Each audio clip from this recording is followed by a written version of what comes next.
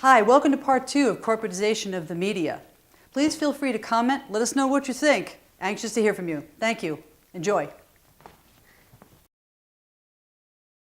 Previously, I think there was a stronger connection between the idea that public airwaves are free and that they're assigned to you, and you certainly have been, you might compete and earn it, but there's a public trust that's part of the deal, that you have to deliver news to the American people, make them a better informed people so that they are better citizens of the democracy. We need to have a media that is not driven by corporate interests, that's not advertisement driven. There's got to be a media outlet not run by corporations that profit from war, but run by journalists and artists. The commercial media is driven by advertisers. I think back to the Persian Gulf War, to an article in the Wall Street Journal, where CBS executives are quoted saying that when they are covering the war, they have to have upbeat pieces leading into the commercials, or people aren't going to buy toothpaste if there's blood on it. In television, for sure, and now in newspapers because of the economic pressure, you are not able to do real reporting because you have to feed the monster every day. And to do real reporting, you have to follow a lot of leads that may not go anywhere, that may not create any product. It takes time, which means it takes money, support from business owners that believe in journalism. Those don't exist anymore. There's no such thing as investigative journalism anymore. It just doesn't exist.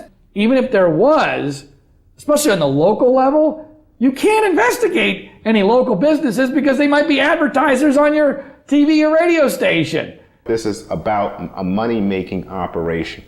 And so again, the medium becomes the message, to go back to McLuhan, because if the medium is more important than the message, and the medium is a corporate entity that's got to show that it is profitable, then that becomes maybe more important than the news. If you can make the news entertaining, if you can put the blonde with the collagen in her lips in front of the camera, you don't need Walter Cronkite. You may not even need the news content if people are so fascinated by the beauty of the young woman who's delivering the news. You put people like, Charlie Gibson or Brian Williams or Katie Couric there, you say, what are they surrounding them with? With his jacket off and feet up in the back seat, we're off for an undisclosed burger location. What's their latest special effort? Are they on the ground? Are they in camouflage? Are they doing something unusual? It's not the news. It's like, where in the world is Katie tonight? When the presenter goes on the air, he's preferably done a lot of his own reporting, a lot of his own writing, a lot of his own research. But certainly there are times, and increasingly the higher one goes in what we'll call stardom, for lack of a better phrase, the more is asked of that person to do, and the less time that person has to fan out and do everything that he or she would like to do. We get more letters about the ties our anchorman wears than we do about the investigative report stories that we do. And all of this, I think, is mixed up in the public's mind. I think not everybody, but many in the public have a deep hunger for news of substance, news of significance. They want to deal with important news. But the imperative, the money-making imperative for the big corporations that own the outfits, forget about public service. That's not in their mind anymore. They don't see news as a public service.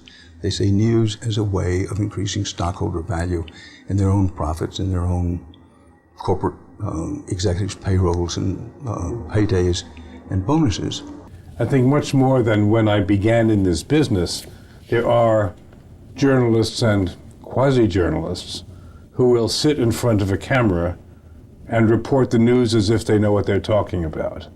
And very often, people who just sit in front of a camera and report the news do not know what they're talking about, and it's not because they're not intelligent or not inquisitive. How could they possibly know what they're talking about when they're here and not there?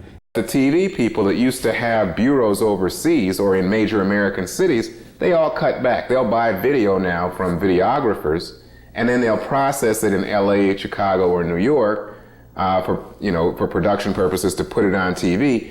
But in terms of making the investment necessary to have somebody on the ground to gather the facts, to get the feel for what's going on behind the video, because videos can distort news. I mean, you can show somebody a video and what's outside the camera's periphery could be a wholly different situation. It's more economics than anything else.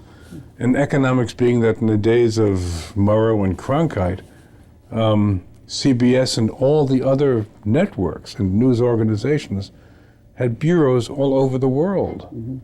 And it meant that we were news gatherers. Since the decline of the bureaus, since the bureaus have been cut down just about everywhere, that is no longer the case the way it was. The more costly way is to send out reporters and say, okay, let's have our reporters dig into this. Let's have them dig deep with what I call vertical reporting.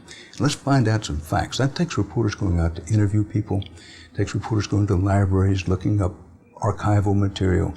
That costs money. What's far less costly is just to put 4 people in the room who quickly read the morning newspaper, quickly looked at the latest public opinion poll, quickly checked the ratings and demographics for their program before, and saying, what piece of this can we talk about today? It doesn't require having reporters go out and do what working reporters do. It just requires us to sort of give our opinions off the wall and call attention to the small portion of the much larger story. A proposal is presented by the Obama administration, and the immediate response is, how did Wall Street respond? Well, when will we learn that Wall Street's interests are not necessarily Main Street's interests? And we know that from the global economic meltdown, because we see what happens when they are left unregulated. Let's remember, even the private corporations that run NBC, ABC, CBS, they're using a national treasure. They're simply leasing public property. It is the public airwaves.